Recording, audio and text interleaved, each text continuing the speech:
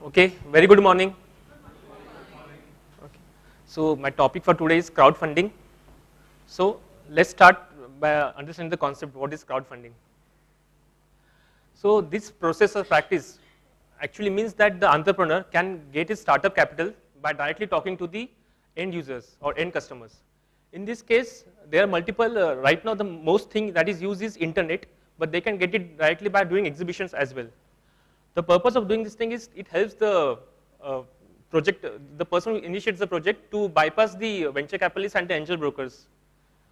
And using crowdfunding sources, normally you need to put that thing in the front of the funders who are going to fund for your project. So for that sake, the funders need to understand what the concept is all about. So for that sake, there are multiple platforms which are available. So there you need to post the entire information, the detailed information about the project. So the funder will understand what the process is all about and whether they're interested to go ahead with that thing or not. So this, how it helps you. This helps you to understand because this thing like a test market for you because normally this kind of setups are done on not a bigger scale. So by doing this thing, you will understand by the responses which you get from the funders whether the concept which you are putting forward will work or not. And accordingly, you can take the corrective measures if required. And this also helps you to validate the concept, which as I said, and most often the returns which the funders will get may not be the equity. It can be in the form of any other rewards. Say for example, in case I'm going to produce a movie, in that case, the funders, if they lend me $20, I may give them a DVD. If they give me $50, I may give them the signed posters. If they give me $500, I may give the credit in the movie. If $5,000, they may get a chance to work in the movie itself. Okay. Next slide. So when did it all begin? Though the concept, actually the crowdfunding word was used actually in 2006 by Michael Sullivan, but prior to that, this concept was already in use. Everybody must be aware of the Eiffel Statue of Liberty. It was created in 1885, but actually when this thing was created, the American Council or committee which was responsible for producing this thing had a fund issue. They were able to generate only 2/3 of the amount and they were short by $1 lakh. So when they went ahead and asked the governor whether they can funding from the public funds, but he directly rejected. He said that money can't be used in this kind of projects. So during that time, New York World, which was a newspaper during that time, the editor came as a savior. Joseph Pulitzer, his name was. What he did, he put a campaign in his newspaper and asked people whether they can fund this assignment. And guess what? The $1 lakh money, $1 lakh was raised in 5 months. And the people who contributed were right from the children's, political parties, as well as the grown-up people. So the money came from all the aspects. And again, out of there were 1,60,000 donors, which came up, which donated 1 lakh, and out of that 2/3 donated less than $1. So the amount of contribution is not important. It depends on the reach. So in that case, that tower came into the existence. And this is not the only first instance. Before that, that was in 1713. Alexander Pope, okay, and Mozart. So Alexander Pope wanted to convert the Greek poetess into English, but for that he wanted some funds. So what he did, he pledged the people that if they contribute with two gold coins during that time, he will put their name in the entire book. And it actually worked. He got that kind of funding and he was able to do that project. And Mozart, in 1783, he wanted to perform the piano classes and piano concert in Vienna's concert hall. For that, he wanted that kind of audience. And what he did for that, he asked the audience, prospective audience, whether they can share that money. He asked for that. Initially, when he did that in 1783, nobody came forward. So that was a failure during that time. Again, after years' time, he again did the same thing. And guess what? During that time, he got 170 some responses. And he was able to do that. And he actually went ahead and put their name in the manuscript. So what are the key milestones for the crowdfunding? In 1997, actual inception of the crowdfunding, a British rock band, Marlene, the fans of the Marlene, they came together and they funded the entire US tour for these guys, and they were able to generate $60,000. And this was such a hit that the first fan funding platform came into existence, Artistshed, in 2000. In 2009, crowdfunding emerged as a major funding source. Entrepreneurs started thinking of this platform to generate the ideas, to validate the ideas, and to get the funding. And it was during this time, in 2009, they were able to generate $513 million from this. In 2011, it was tripled. It was $1.5 billion. And in 2012, it was $5.1 billion. 2011, crowdfunding gains Washington support. Barack Obama, in 2012, he passed this bill which was put forward in 2011. The name of the bill was Jobs, that is, Jumpstart Our Business Startups. And what he did, he legalized the entire crowdfunding concept, and entrepreneurs were legally allowed to go ahead and get that money for their startups. In 2012, actual fundable platform was launched, and that was the first business crowdfunding platform that was actually developed. Now, which are the types of crowdfunding? Broadly, there are 4 types of crowdfunding. First will be your donations, equity, rewards, and debt. In donations, how does it work? Here, the donors don't get any kind of products or any material. Here, the basic concept is a charity. So there is no liability from the project initial perspective. In 2014, they were able to generate $959 million, which was 81% up to the previous year. And the platforms that were used to generate this kind of money was CrowdRise and the GoFundMe. 8 years back, a priest, Kenton Lee, he visited Kenya, an orphanage in Kenya. There he saw the kids which were there, and obviously these poor kids were not able to afford the shoes. So the shoe sizes were small for their feet. So what these kids did, they cut off their shoes and let their fingers out from the top. And he was really touched by this thing. When he came back to US, he thought, let's do something for this thing. So he wanted to develop something, he wanted to create a prototype, a shoes that will increase by 5 size, and that will last for 5 years. And to do that, he wanted $50,000. He went ahead and put that thing on a platform, and his target was $50,000, but he was able to generate $1 lakh. And the shoes were so hit in that thing that even the US people wanted to buy that shoes for their kids. Equity, as the name suggests, in this case, the funder or the backers, you may call them backers also because they're supporting your project. They get equity or say small stake in that entire project. And in 2014, $787 million were generated. Platforms, again, which are used to generate this kind of money or to reach to the audience was CircleUp and AngelList. Honeybook. This was in 2008 when Alone, the name of the person, he created this Honeybook. It was a platform. It was a website that was developed for the event managers. And initial money which he got was from the venture capitalists. That was $10 million. But then again, he wanted to get $1 billion more. So he thought rather than going for the venture capitalist, he just wanted to search for another source. And at that time, since this was a web or the website, he wanted someone or some people which may act as his ambassadors. So he went for this crowdfunding. The reason behind that, because when the crowdfunding happens, people don't come and join you only for the business purpose. They may join you only because if they're interested in the idea. So when he did that, he was able to raise $1 million from 80 donors. And the people who joined were so excited that out of 3 actually went ahead and joined his company. Yeah, next. Rewards. Here, the donors may not always get the money. In this case, they may get not even equity, they will get something in kind. So in this case, $1.2 billion were raised in 2014, which was again up by 80%. Platforms, again used by Indiegogo and Kickstarter. Helen Keren, in 2008, she started Sci-Fi Works, this organization, and the basic work what this company did was creating drones. But these drones were only catering the military and the commercial purpose. She wanted to bring this thing into the actual consumer use. So for that, she wanted the funds for that. Again, she went ahead on the platform, and there she put, as I said, when I say equity, the exchange, what the people were getting, that in case if they donate $20, they will get a sticker bumper for their cars. If they donate $50, they may get a T-shirt printed with Sci-Fi Works. If they donate $385, they would get the drone at discounted price. $585, they will get the drone with the extra battery. And again, in this case also, she thought she will work this entire campaign for 1 month, but she was able to achieve the target within 3 days. So what she learned from that? That the price of the drone can be increased from $585 to $600.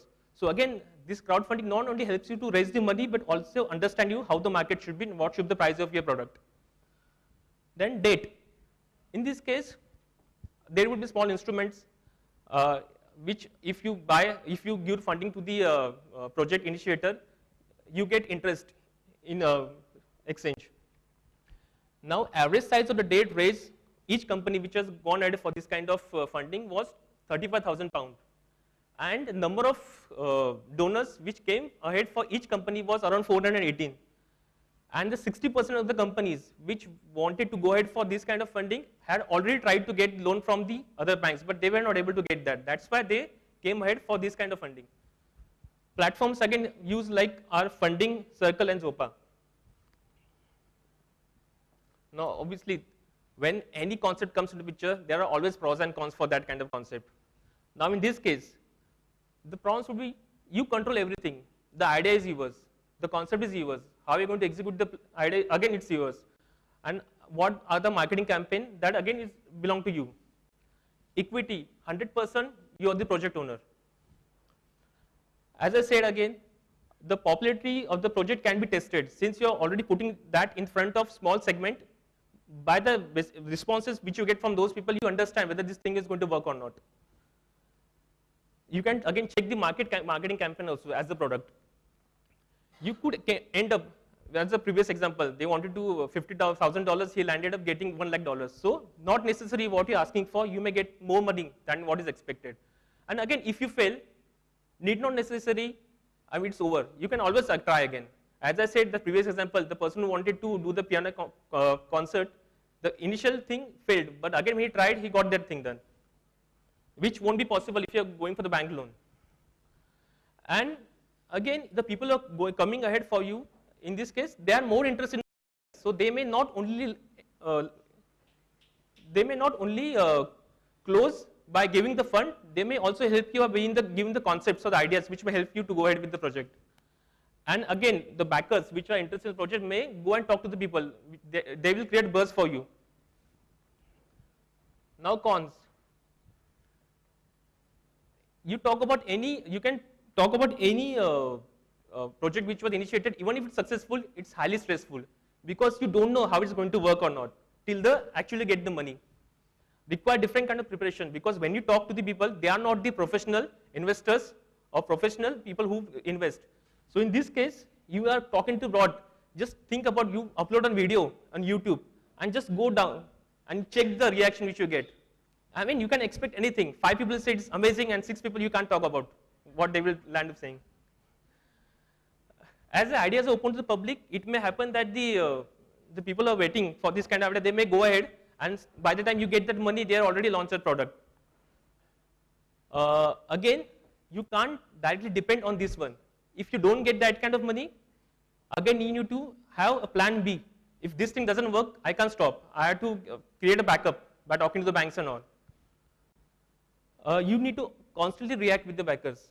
Reason being because if it's like OLX, you put something on the OLX and if you don't update that thing, nobody is going to give a feedback on that. Example, Naukri.com also. If the CV is there, after 10 days, if you don't update that thing, nobody is going to check your CVs. So there should be always changes that should happen in your concept and it should be communicated to the people as well. Now competition with other business seeking, you are not the only person who's going to put that thing on the website, so others are also there. So be mindful about that. Now how the crowdfunding works. You need to plan first. What is your idea? What is your concept? What is your project? You need to decide on that thing and how much fund you are going to require. Set goals. In this case, you need to understand from which people you are going to, for which segment you are going to get that kind of money. And once you get that, what will be your timeline? So there should be 2 timelines. within what timeline you should get that kind of money, and once you get that, within what timeline you should execute that entire project. Choose the platform. At this moment, there are more than 420 platforms available in the entire world, and every platform caters to different types of projects. So you need to understand that. Every platform has different kind of fees also. Some may ask for the fees at the start itself, some may directly deduct the money once you get the funds. Again, depends also, from 3% to 10% they may charge. So depending upon how you can afford, you need to decide on the platform. Again, you need to post the campaign. The campaign which you are going to the audience should be, need to create that kind of buzz within the people. For that, you may need to understand the previous campaigns which have been there. So you can understand those campaigns and get inspiration for your campaign. Need to again interact with the backers on a constant basis. And once your donation has been achieved, during that case, you need to talk to the backers, need to thank them, and again, as per what you have promised them, need to give back them whatever, like it could be rewards or equity. Then again, there are always two sides for the coin. Payable technology. Till this date, it was till last month, it was one of the most successful thing. They were able to raise $30 million in 2 campaigns, and again, they were able to get $5 lakh in 17 minutes. But at the end of the October, there was one more thing which happened. That was Star Citizen. It's an online game. They were able to generate $90 million. So now they are broke this record. As you can see, they were able to generate 5 lakhs in 17 minutes. On other part, Anchors in Drift, which was again free to say PC game, failed to generate that kind of money. The target for them was 1 month. Despite of staying there for 3 months, they were not able to generate that. Next. Again, the future of the crowdfunding. As I said, in 2012, the funding which they got is $5.1 billion, and right this moment there are 420 platforms, and every day more than 450 campaigns come to the picture. So they are launched on every day basis. So going ahead, how this thing can work? Registries. Now you may be aware that normally in the marriages, when happen that couples, they generally ask if they want something rather than people coming gifting this which is not required. They put, okay, I want refrigerator, I want sofa. So they will put that in the registry, and you can go ahead and put your money in that. So that is one of the upcoming thing. One of the good example is by Chrysler. They introduced this Dodge Dart. It's an automobile car which was in 2013. And what they did, they allowed the buyers to customize their car. And apart than that, they also let them do the crowdfunding. So this idea was so successful that within 3 months' time, they were able to generate 6,000 registries, 20,000 articles which were writing about this thing, and there were 70,000 impressions. So 70 million people actually went ahead and visited those sites. And obviously, apart from that, the sales of the Dart had a spike. Media programming. In this case, normally what happens? The media companies normally they go and talk to the actual funders, and in this they allow them to fund, and as well as they can change the outcome of the show. Case study AE Networks and RockHub. This was in 2014. What they did? This AE Networks had approach or say accessed in 110 million houses. So they went and spoke to these guys, and the option was given to them that new startup stories were given to these 110 houses, and out of that they were asked to select the best stories. And once those stories were selected, this audience were asked to fund that thing. So they can go ahead and produce the startup stories. Integrated funding. This is again best example. Rather than going outside, there are a lot of communities which are there on social. So you can, within your community, you can ask for that money. So Reddit Made, which was introduced in 2014, October, they allowed their users to raise that kind of money within the community itself. But in February 2015, this thing was closed down. It wasn't because it was failure. Actually, what they expected and what the policy they were created, the response was far beyond that. And because of the unscalable policy, they couldn't handle anything. And because they wanted to be involved right from the start, if there are some ideas, they thought they will create it. They will help the the people who are putting the idea forward in developing that, right from the developing campaigns and execution as well. But when the number of amount and funding started coming, they thought is beyond their control and they stopped that thing. Gamification. Now this thing is, in this concept, you actually gamify the funding. Here you involve the funders right from the idea till the execution. For example, a Bright Locker, which is online game, is supposed to launch in 2016.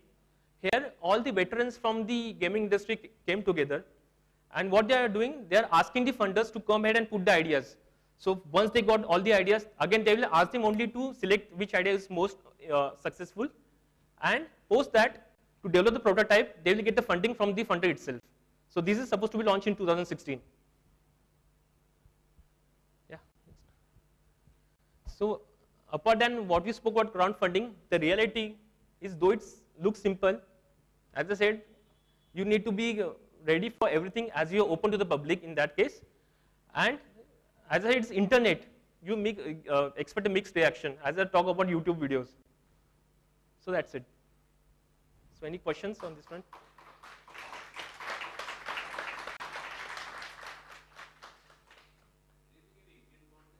No, because this is a very new concept. In US also it got passed in 2012. Movies.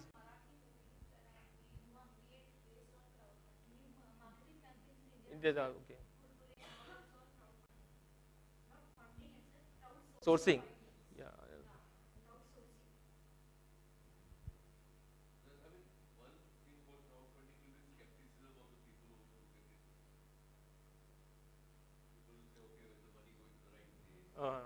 They will check that. Yeah.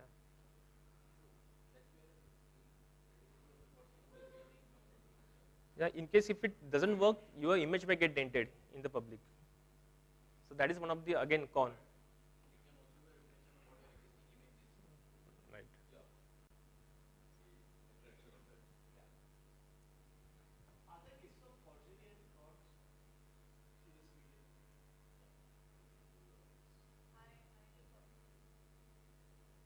Highly possible. Maybe they would be there, but by the time they would surface, it will take 2-3 years more. Yeah, because obviously.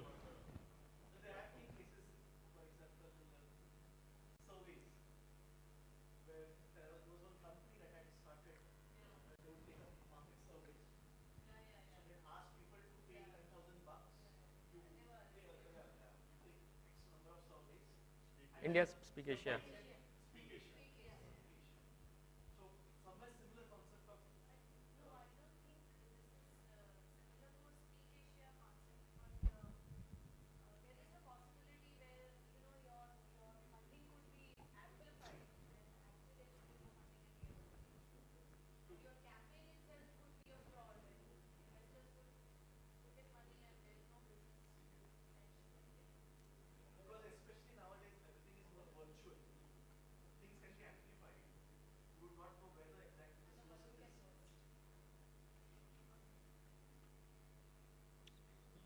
So that's it.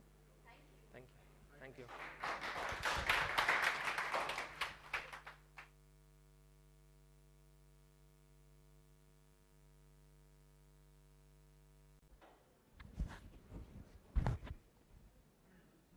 Is my voice audible?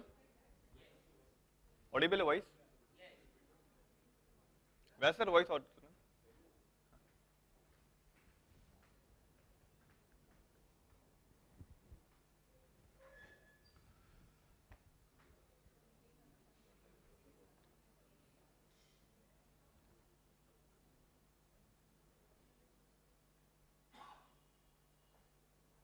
You tell me when to start. I'm ready. Okay.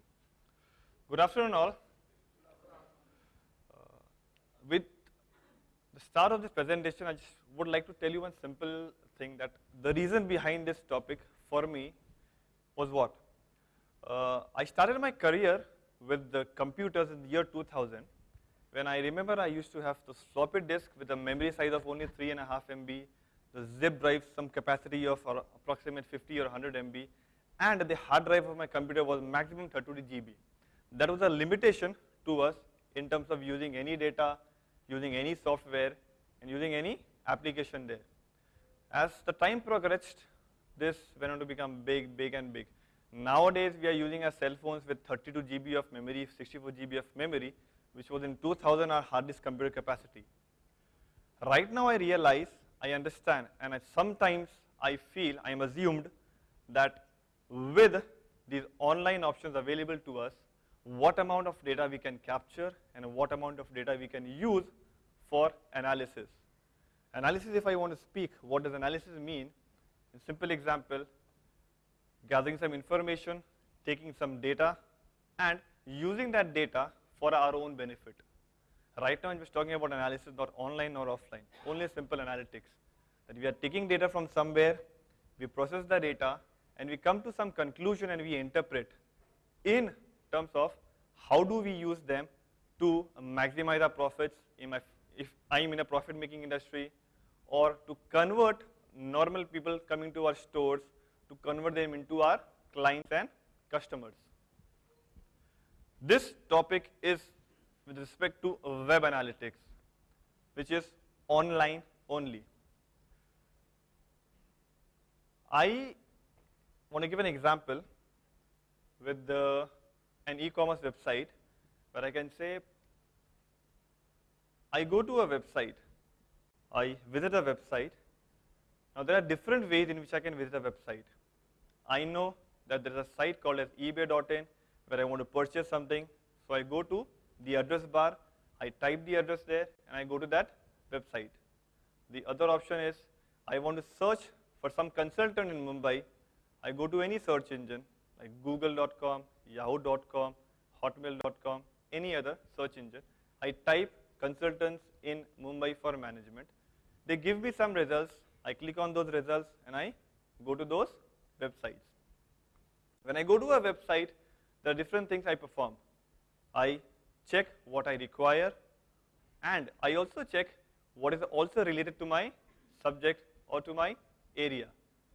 Then, after checking all those information, checking all those things, all those pages, I check out from there, which means I exit from there.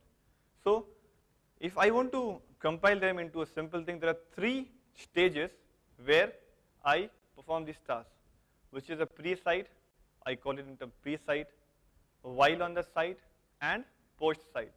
Pre-site, ebay.in. Before ebay.in, I perform all the tasks, is pre-site. While I come to ebay.in, that is called while on the site. And when I check out from ebay.in, it is called as post-site. This is the flow chart which I will cover during my presentation. Basic precursor to web analytics. Web analytics, what does it mean? There are some glossaries, some terms which we need to understand what is web analytics. Then there are some tools which are used for web analytics, and I will use in particular Google Analytics and a blogger.com website. At the end, I will also show some demonstration how to perform analytics and what are the descriptive statistics which we can use for our own basic needs. This is the stage which I spoke about, the pre-site, while on the site, and the post-site. Pre-site means for me, if I'm performing an analytics for my website, what I need to know. Where does my visitor come from? Why are they coming to my website? When they come to my website, what are they browsing? What are they purchasing? What are they doing on my website? After they leave the website, what I need to know is that, will they come back to my website? Why will they come back to my website? So this is into 3 stages, or layman language, 3 stages, pre, while, and post. This is very important when we are talking about web analytics. Now when I say about these interactions, when do these interactions happen? Let us understand with a small example. As I said about, I want to purchase something. I'm talking about an example right now. Some few days back, I purchased a Dell Inspiron laptop for myself. What I did was that, I went to a search engine. I typed Dell Inspiron laptop. When I search for something, I get some results. There are some results which display where I can purchase my laptop from. I click onto a link which says snapdeal.com. When I click on snapdeal.com, I go to the page of snapdeal.com where this was the link which I got from there, and I am checking about this. But while I am on the website of snapdeal.com, I may not necessarily view only this particular laptop which I have come through this search engine. I can go and browse towards any other models, or even I could go and browse about something else, some other product. I can go and browse about any mobile, laptop, tablet, some other things, which means I'm not only coming to a particular link, a particular target, but I'm going to some other pages also. I come here, suppose I clicked on this one, this is a mark, I clicked on this one, then I go to the next step. Next step is I add this product to my cart. When I add this product to my cart, which means I am going to purchase. My intention is to purchase this product. I add it to my cart. So I add it to my cart. Then what do? Either I purchase or I just add to my cart and then I leave my website, which means I check out from there. So this is the process. Now if I talk about this, this is pre-site before coming to website of Snapdeal. This whole process, including this one, is a while on the site, and this last one is called post website. Simple thing. When I talk about pre-site, they store some data, they record some data. How do they record? Which is simple. Search engine based tracking of visitors, which track visitor is coming from where, from which site. Either they are coming from some search engine or they are coming from some other links. They clicked on a PDF, they clicked on an email, they clicked via online brochure. These are the different ways which a person can come from this site to this site. When a person comes to a website, the information is tracked, saved in their server logs. They have their own database where they save the information. And when they leave the website, it is either by any cookie, the local cookie, local server, in their server they have saved, or any other analytics tool, or also via email communication. Now I have these information with me right now, which is pre-website. A person is coming from where? Search engine, or an email communication, or a brochure. He's coming to a website. What is the visitor doing on my website? Just browsing, going through some purchasing, or going through any other information. And also, what are they going to do after they leave my website? I have this information available with me, which is the data available to me. Now what I can do with this data, this humongous data, which I can use for my benefit. When I talk about my benefit, I am saying about if I am snapdeal.com, how will I use this data for myself? And what will I do with this data? Now first we'll understand what we will do with this data. This data available to us, the answer is simple answer. We have to stitch the data together. Stitch means we have to take the data and make it come together. Why do we stitch the data? Simple. Because when you stitch the data, you measure the health of the online business to improve your own business. Now I stitch the data. After doing all this, the main question is, how do we stitch the data? I know I have a data, what to do with that to stitch it. The question is, how do we stitch it? The only solution for this is, and the best solution known to us is web analytics. And web analytics takes care of all these things. Just three simple definitions of web analytics, what it does. It is a science and art of data collection, analysis, interpretation into insights for achieving online business goals. Some basic definitions. What does web analytics do? Now, web analytics is a bigger concept. It is a concept like statistics, which also have different tools. Similarly, under web analytics, we have different tools. The most widely used tools is Google Analytics, and it is free of cost to everyone. Approximate share till date was 64%. The other tools are not in rank wise, they are just tools which I know and I put it there. You've got Kissmetrics, you've got Yahoo Web Analytics, you've also got Facebook Insights. If you've observed, you've gone to Facebook and you've seen there is Facebook Insights, which is a tool which does analysis for your personal page. There are some questions which we need to consider, which means which we need to ask ourselves before implementing web analytics. They are, who are the right visitors, which means whom do we need to target? Where would they visit my website? What are they interested in? My products, my services, or only just information available in my website? Why would they spend time on my website? Is something interesting I'm providing them? Is something which is valuable to them? Is something which is informative for them? And why would they return again? While after leaving the website, a visitor must always come back to my website. This is one of the important aspects of a website. Why is it useful? You can track the website data, who visits the website, how did they come there, pre-site information, what they did once they landed there, while in the website information, and where and how traffic converts to sale leads and where those leads come from. Next. What it can do, it can quantitatively evaluate web information, it can do comparative analysis, it can challenge and validate assumptions, it can enable stakeholders and content owners to measure the success of their own content. Before going to the demonstration of how do we implement Google Analytics, I need to explain some terms which are very important, which we might know, but in terms of analytics, it is not known to everyone. The first term is dimension and metrics. Now, I will take this example, this demonstration with the help of Google Analytics only. So, I am taking the which Google Analytics, the short form is GA, we call it as GA only. GA uses. Any report which is developed in GA is based on only two things, dimension and metrics. Dimension is the characteristics of the visitor and the session. If I give an example, rooms is a dimension. Metric, the number of rooms and the number of people in the room is a metric. Metric is also known as count. So any specification in terms of characteristics is known as dimension. The dimensions count is known as metric. Google Analytics tracking code. It is snippet code which is used to put in websites or blogs or your Facebook pages. Then you can track the information and put it into Google Analytics. Goal conversion. One of the most important aspects of Google Analytics is goal.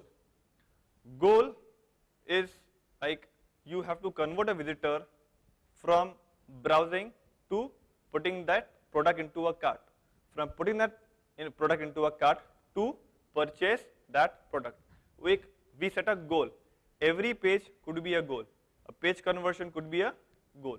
So goal conversion is visitor comes to my website, browses the product, puts into a cart, it is a goal. Purchases the product is the other goal. Next is page. Page view, page visit, and landing page. You go to any website, you land on a page that is called a page. Landing page is the first page on a website where you go. That page could be any page on a website. It could be a home page, it could be the contact page, it could be your about us.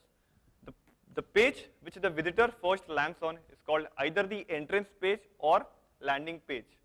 Page view, you look at the page, a session. Session is a metric which says the amount of time spent on that page. It is a session. Google Analytics, if I talk about GA only, when I visit a website, I go to a website, I do some activity and I leave the page as it is and I come after 35 minutes.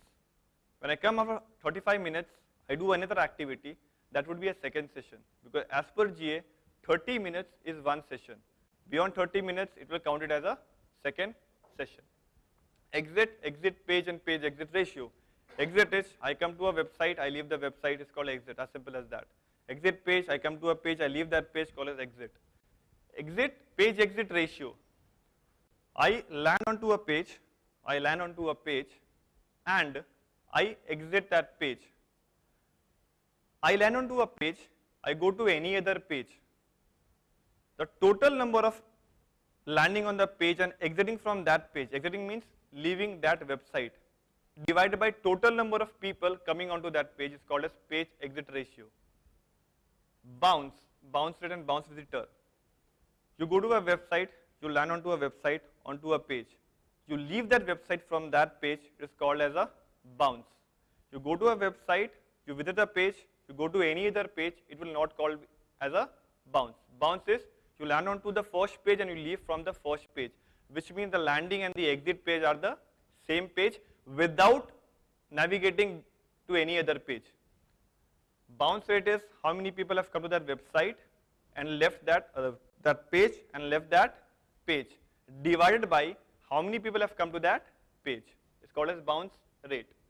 Bounce visitor, person who comes to a website and leaves from that page. Visit duration, amount of time spent. Single page visit, I come to a website, I go to that page, I leave from there, single page visit. Referrer is from where you have come from. Search engine, organic, direct, typing the address, through a link on an email, through a link from a brochure, from any other communication. That's called as a referrer. Uniform resource locator is called the address of that referrer. Address means I have come from an email communication. That address on top is called as a URL. Referrer is from where I have come, from search engine, from any brochure, click, email click, any other click. Click through a number of times you have clicked on a link on a page. Funnel is a process, is actually the last table which shows details about every page. Start page, landing page, bounce page, exit page, cross navigation, coming back again. It is a simple process which shows every page of your website. So these are some terms which are typically used in Google Analytics. Next. Now I'll do a small demonstration. Demonstration will include how to set up an analytics account and how to put that in connection with your either blog or Facebook or website. So first I'll start how to set up an analytics account. You're going to go to this link, google.com/analytics. This is a link to the analytics account. You can use your existing Gmail account to create or to use this analytics account. When you go to this page, at the start, you will see something on the upper left mein, below account, create new account. Right now I have some existing account, that is why they are showing you 2 more accounts. But for new account, it will be only account and create new account. When you click on create new account, you go to a new page. When you go to a new page, you will see, can you see all these information? All these information are there. Either a website means your any www, or mobile application. I'll take an example of a website. Click on website, I get these fields which I need to fill it up. First is account name. Now I am using a blogger.com example. So account name will be, I'm just giving any random account. It is blog post. You can give any name here, whichever name you want, you can give the name here. This name is blog post. Second, ask you the website name. The website name is Blogger, not the link of that website. It is just the name. The name of website is Google. It is Microsoft. That's it. So it is Blogger. URL www.blogspot.com. You need not put HTTP because you've got a drop down. You have a drop down which shows HTTP or HTTPS. You will get this if you go to a Facebook account. You want to personalize your Facebook account to use GA. You will get HTTPS. Otherwise, you have HTTP. So it is HTTP then this blogger.com. You need to fill this information which is industry category. When you click on this, you will get this information. There are many more options down there. You can type any category. If it is there, you can use them. If it is not there, at the last there is an option called as other option. You click on other, leave it. Next is reporting time zone, which is the country zone. You are in India, type in India. There is no compulsion of typing India or any other country. But the reason I am saying is that when you type India, it will track as per Indian location. That's it. After doing this, when you scroll down, you come to this get tracking ID. You click on tracking ID, it will ask for accept, don't accept, normal process. You click on accept, you will get this page. This is your tracking ID. Now you can use either this tracking ID or you can even use this script. This is the GATC, Google Analytics Tracking code, which we call. You can either use this or you can use this. For this example, for my blogger.com, I will use the tracking ID, this information, 73. After doing this, you can shut it down. Then I go to that website called blogger.com. This is our website, blogger.com. You have to log into any of the blogs you want, and you have to have at least one post, because in any of the blogger.com, you have to track a post. Now, if I go to this blogger.com, it also gives you some analysis, some details about how many people visited your website, how many people read it, how many people referred it. But these information are limited. With GA, you can get more information. So I come to this, I have a post here, then I go to settings. I click on settings. In this settings, at the end, fag end, you will have Google Analytics, which will ask for Analytics Web Property ID. Which you've seen that UA, that ID. Just copy that ID and paste it here and save it. After saving it, your GA will track every visit, every interaction, every information in your blogger.com, and it will reflect in your statistics there. This is the way we implement. Simple. Just log in into your analytics account, create an account, get an ID, fill the information, put the ID here, it will start tracking. Now it will start tracking from the day you've put the information, this ID here. It will not give you information before this time and date. Now, after this, let us see some reports. The power of web analytics, the power of GA, in fact, how it starts.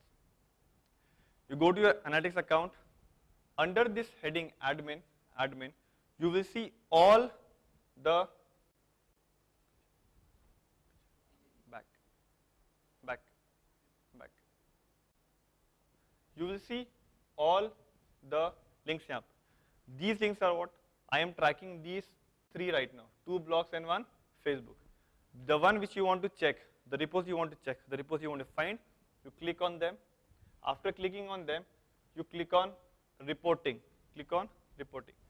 When you click on reporting, this is the front, the home page of all the data available.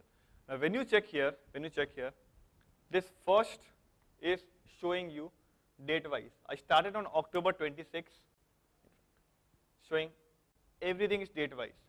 If you check here, my cursor was somewhere here, cursor. It shows that on this date, November 22, 2015, till date there were 35 sessions in total. I get my cursor on this point, it will give you all the information. This portion shows you the total number of sessions, which means total number of people who have come to your blog. Total number of users 153, page views were 213. Now your number of session and page views could differ. How it could differ? I come to a blog, I check that blog, I go to any other page on that blog, and I come back again to that blog. That coming back again is a page view. I come to that blog, I visit from there, it's called as a session. I can get this information in Excel format, CSV format, PDF format. How do I do? An option called as export. When I click on export, it will give me either Excel, PDF, whichever is required. If I scroll down, you will see how many pages per session were visited. 1.01 pages. Average session duration. Now, this is my blog, which is not viewed by everyone, so the details are very less. This is the bounce rate. Bounce rate is what? People coming to a page, the first page, and leaving from there. So the bounce rate is 98.57. When I scroll down, I can also get the information that people are visiting from which language specified browser. It is English, US, and English. Information is given here, 59 sessions and then 2 sessions. Next. Sessions here you put option like bounce sessions, you want to check how many converters were there, traffics were there, all the details were there. When you go through it, you'll come to know. This second report is showing browser wise. When I say operating browser, there are different browsers. From Chrome you can see 183 sessions were there. From Firefox 8, from this 6. Now with these information, I can obviously find out how many people are visiting from what browser, from what country, from which city, from which location, how many times they are spending on my page. all these information when I get, I can gather and I can use them. These tools become very powerful because with these information available to me in my hand at any point in time will be useful for targeting right customers. Now, with this information, I can come to know who is coming to my website. I can come to know people are coming to my website and they are browsing which product, they are going to which page. I can find out which product is the most asked for product. I can find out which type of people are asking for which type of product, which category of people are asking which type of service. I can find out even the age group, the gender, the demographics. I can find all these information and then I can use this information to improvise my business. Similarly, if I come here, this is operating system next. I can even bifurcate the information as per country and as per city. I click on this country, I get the information country wise.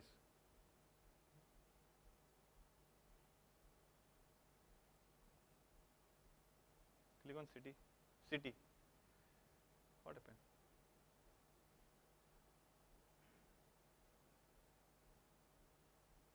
Go back. Again come. Click.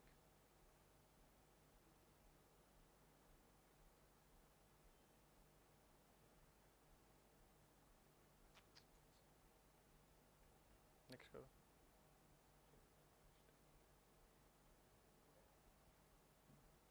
Back करो.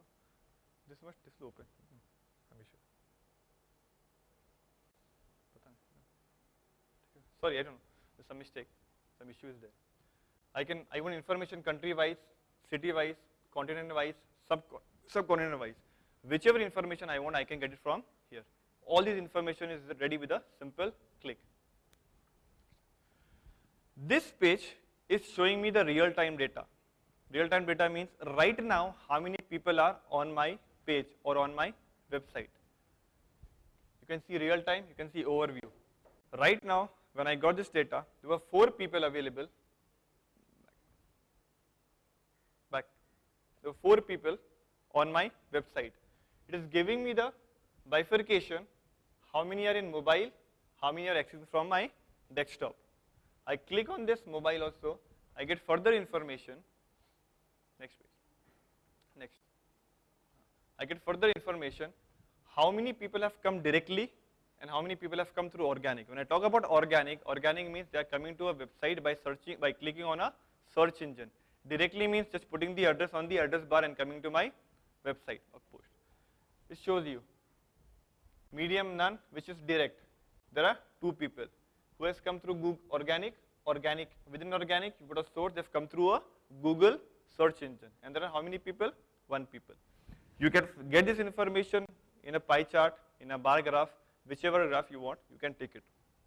Next. This is again location wise. How many people are accessing? This is real time data, by the way. People are from India.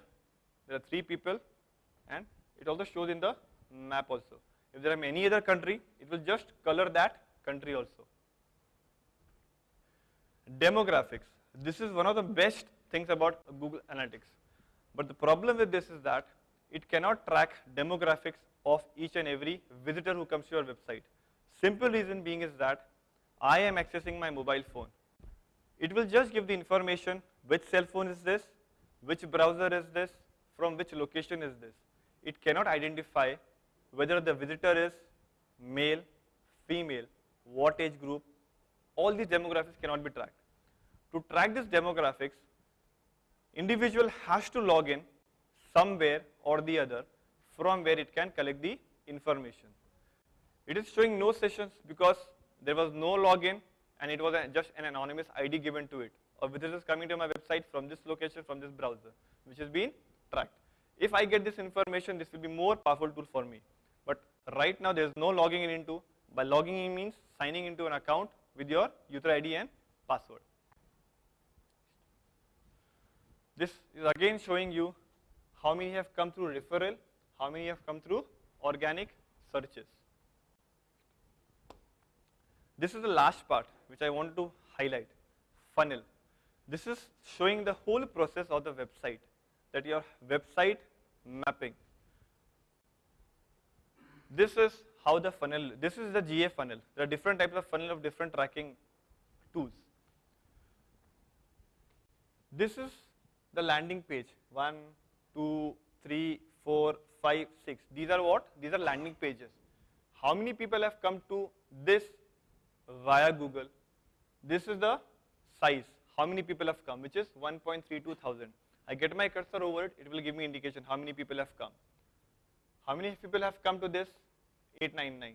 All the details are given. How many people have come from where? 217 from this place to this place. I have all the minute details available with me. This red portion shows the exit page, which is also called as bounce, because this is my landing page and I am leaving from here, it is my bounce. This red is called as a exit bounce. From this further, how many people have gone to which page and where? From here, there were 63 people gone to this page. From here, 102 here, 71 here. From here, 249 to this page. I get all the details. How many people are visiting my website, and for even I will get the information for how much time were they on that page. This is further again connection again. This is again bounce. This is actually exit rate. This is not bounce rate. Bounce is what? When they come to a landing page and they exit from there. So this is only exit. This is only exit. So again they come to this page and again they go to further, they visit or they exit. So everything is tracked. So this is showing every page of your website. People are coming to which page, exiting from where, going to which page, spending how much time on which page, and giving importance to what product or service there is. This is what is all about Google Analytics. Thank you.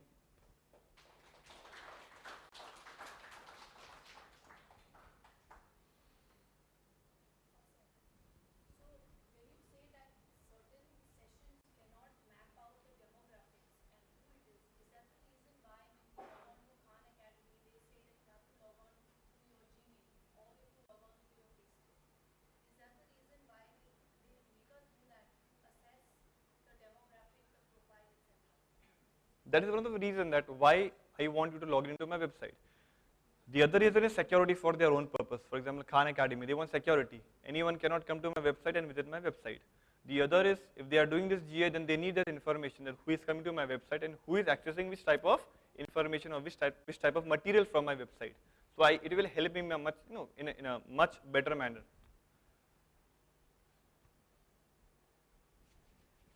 Anything else? Want to ask?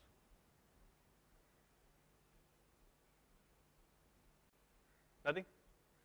Oh my God, I'm safe. Jay sir. Jay sir is tired, I guess.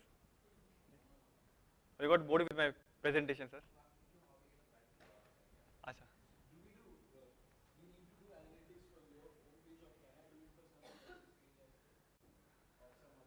Why will I allow you to do from my page? I will not know. Huh. As a service you can allow. Now if you are asking me for someone like for tracking someone else, then you can't do, because you need to have access to that information. You can give a service to anyone. For example, if I am consultant, I want to do it for Rizvi College, I can do it for Rizvi College, because I just need to get access to that website with their permission, and I can do it easily. You can do it for website, for Facebook page, for your blogs, for anything.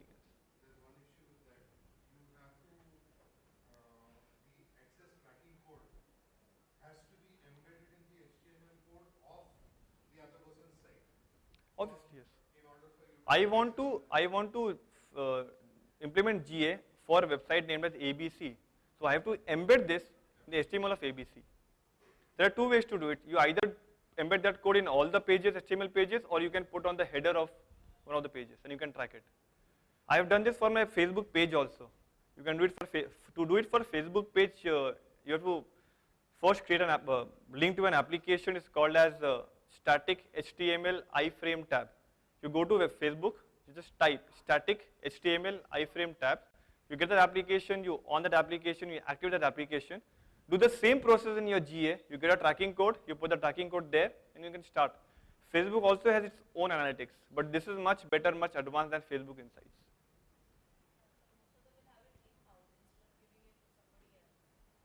No, when I can give my access of my website to someone else to create that website, I can even give this.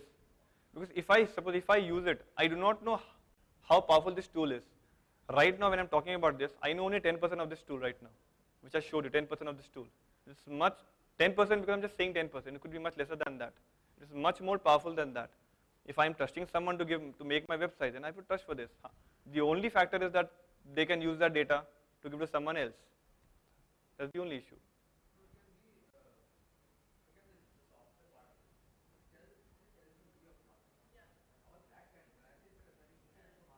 If I take an example of Acumen right now, I can implement this in your Acumen website. We can implement it in your Acumen website, and then you can track who is coming to your website, and from where they are coming, and what kind of people are checking your website. And then on the basis of that, you can go and target. If you've seen, you've accessed a Facebook account, on the other browser or on the other tab, you go and check something else. Suppose I go to Snapdeal, with my Facebook activated, I go to Snapdeal. You check some products. After some point of time, you will realize that on your Facebook page on the right hand side or somewhere, you will see those same ads popping up. It's called as retargeting. What they also use it. Because how will they come to know what I am using? I have my cookies downloaded in my computer. They track those cookies. On the basis of that, they again retarget you. This is based on only GA.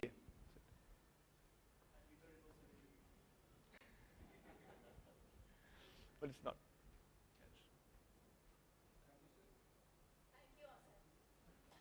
Thank you.